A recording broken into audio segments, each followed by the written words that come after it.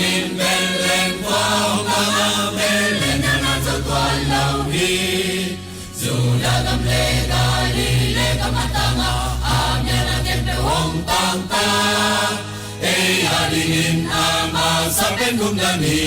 Belen kwa panong tangta Bangsa luwang waya gumnani yung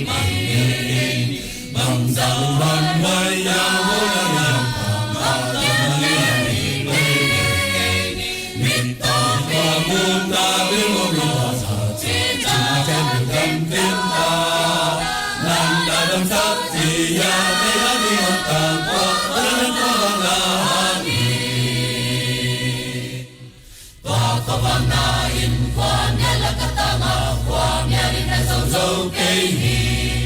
Kwa mabangin leitung Namteng atanga Kwa niya na insaw kwa lauhi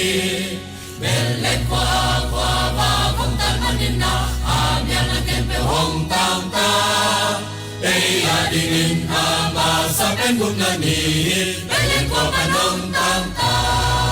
Bangsa luwang waya gumnani yung Bangsa luwang waya gumnani yung Minta kwa buta bilmumita Cinta jangkang pinta Nang nadam saktiya Mehani yung tangwa Walang pangangahani Pakabangnain kwa niya lakatanga Kwa niya rin na sausaw kayhi Kwa mabangin kantung Namteng atanga Kwa niya na insaw kwa lauhi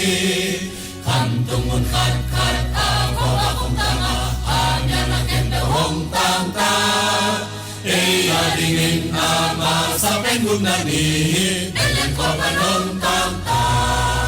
Bangsa luwang waya gumnani yung Bangsa luwang waya gumnani